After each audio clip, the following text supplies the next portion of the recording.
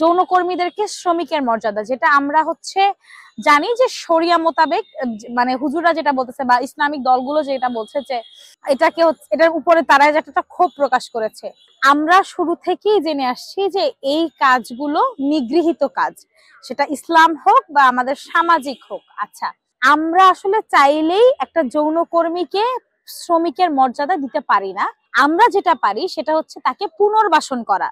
যেমন ইসলামে যদি আমরা দেখি তাহলে আমরা একটা হাদিসে পাই যে আল্লাহ ব্যভিচারকারীকে পছন্দ করে না, এবং এই ব্যভিচারটাকে যদি আপনি নরমালাইজ করে ফেলেন, আপনি যদি এইটাকে শ্রমিকের মর্যাদা দিয়ে এইটাকে একটা কাজের জায়গা বানায় ফেলেন, তাহলে এই জিনিসটা আসলে আমাদের যে পারিবারিক শিক্ষা বা আমাদের যে মানে ইসলামিক শিক্ষার যে একটা মূল্যবোধ, এটাতে আঘাত হয়। এবং এটা খুবই অবভিয়াস একটা জিনিস যে আমরা যারা আসলে যৌনকর্মীদেরকে, যাদেরকে যৌনকর্মী বলে আখ্যা দেওয়া, তারা হয়তো কোনো বিপদ বা কোনো হচ্ছে, আমরা বিভিন্ন সময় দেখি যে নারী পাচার বা শিশু পাচার যে র্যাকেট গুলো চলে, তারা এনে তাদেরকে বিভিন্ন যৌনপল্লীতে বিক্রি করে দেয় এবং সেই থেকে তাদের হচ্ছে এই যে যৌনকর্মী হিসেবে কাজ করাটা শুরু।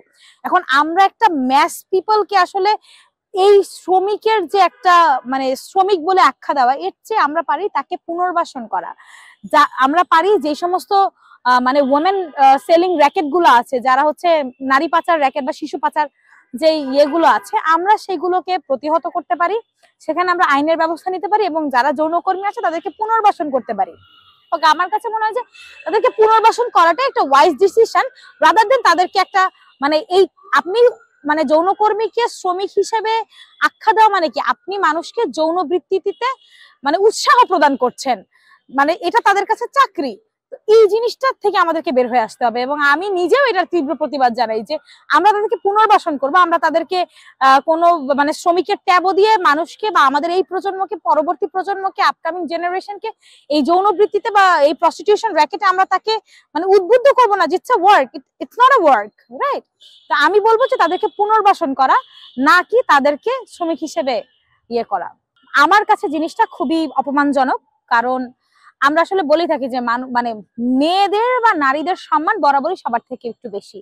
সেটা আমি হই, আমার ছোট বোন হোক, আমার মা হোক, কোনো বৃদ্ধা হোক, বনিতা হোক, যেই হোক, মানে নারী হিসেবে আমাদের মান সম্মান বা মর্যাদা সবসময় বেশি। কিন্তু এখানে যখন আপনি একজন নারীকে একজন দেহ ব্যবসায়ী বলবেন, মানে আমরা কিন্তু এটাকে গালি হিসেবে নেই, হ্যাঁ, যে দেহ ব্যবসায়ী, আমরা এটাকে গালি হিসেবে নেই। এই গালিটাকে যখন আপনি রিফাইন্ড করে কোনো জবের আন্ডারে নিয়ে আসবেন, অবশ্যই আমি বলবো যে একটা মেয়ে হিসেবে আমার জন্য সেটা অপমানজনক এবং আমি এটা কখনোই মানবো না।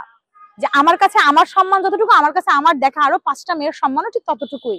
তো আমি তাদের প্রতি এবং নিজের সম্মানের প্রতিও মানে কনসার্ন হয়ে বলবো যে যৌনবৃত্তি কোনো পেশা হইতে পারে না। আমরা পারি তাদের সিচুয়েশনটাকে ওভারকাম করে তাদেরকে একটা মানে কি বলবো একটা ভালো লাইফে আনার বা তাদেরকে হচ্ছে পুনর্বাসন করার। বাট আমি কখনোই বলবো না যে কোনো নারীকে যৌনবৃত্তিতে বা প্রস্টিটিউশন র্যাকেটে তাকে মানে ইনফ্লুয়েন্স করে তাকে ওই জায়গাটায় নিয়ে যাওয়া হোক। নারীদের মর্যাদা বরাবরই বেশি, আমরা মানে হাদিস থেকেও পাই, আমরা ইসলামিক ভাবেও পাই এবং আমরা সামাজিক ভাবেও পাই। একটা ছেলেকে যেভাবে ট্রিট করা হয় একটা মেয়েকে সেভাবে ট্রিট করা হয় না। আপনার হাতে 50 কেজির বস্তা তুলে দিলে আমার হাতে 50 কেজির বস্তা আমার পাশে ছেলেটা তুলে দিবে না, এটা তার ন্যূনতম রেসপেক্ট। হ্যাঁ, এটা একটা উদাহরণ যে একটা পুরুষ যদি একটা 50 কেজির বস্তা তুলতে পারে, আমার সাথে একটা ছেলে দাঁড়ানো অবস্থায় সে কিন্তু কখনোই আমাকে এটা তুলতে দেবে না, সেটা আমার বাবা হোক, আমার স্বামী হোক, আমার ভাই হোক, সেটা যেই হোক। নারীদেরকে বরাবরই সম্মান করে আসা হয়েছে, ইসলামেও ঠিক নারীকে স্বর্ণের সাথে তুলনা করা হয়। যেমন সেইটাকে যদি আপনি এখন অ্যাভেইলেবল করে দেন, আপনি যদি এটাকে একদম মানে কি বলবো রাস্তায় নামায় আনেন, এটা নারীদের জন্য অবশ্যই অপমানজনক। প্রস্টিটিউশন র্যাকেট ইনফ্লুয়েন্স করা কখনো নারীর অগ্রগতিতে বাধা হইতে পারে না। আমি আপনাকে বলি, men and women they are physiologically different. নারী এবং পুরুষ ফিজিওলজিক্যালি ডিফারেন্ট, এখানে কোনো ডিবেট নাই।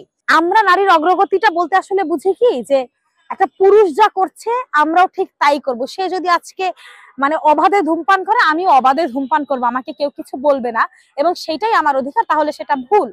নারীর অধিকার বা নারীর ক্ষমতায়ন বলতে আমি যেটা বুঝি সেটা হচ্ছে, আপনি যদি 50 বছর বয়সে বা আপনি যদি 30 বছর বয়সে বিয়ে করেন এবং আপনাকে যদি কিছু না বলে, নারী হিসেবে আমিও যদি 30 বছর বয়সে আমি আমার ক্যারিয়ারে ফোকাস করি এবং আমাকে যাতে কিছু না বলে, আপনি যদি after married, if you can be a father, if you can be a husband, if I can be a CEO after married, I can be a mom, I can be a daughter-in-law, I can be a CEO. So তো আমার কাছে মনে হয় যে নারীর ক্ষমতায়নটা এখানেই, যে নারী পুরুষের সমান অধিকার, নাকি কোনো একটা মানে যেটা সমাজের চোখে নিচু সেটাকে আপনি নারী অধিকার বলে আসলে চালাই দিবেন। এটা আমার কাছে খুবই মানে অপমানজনক। যে একটা প্রস্টিটিউশনকে আপনি বলতেছেন, একটা প্রস্টিটিউশন র্যাকেটকে আপনি বলছেন এটা নারীর অগ্রযাত্রায় মানে বাধা, কিভাবে?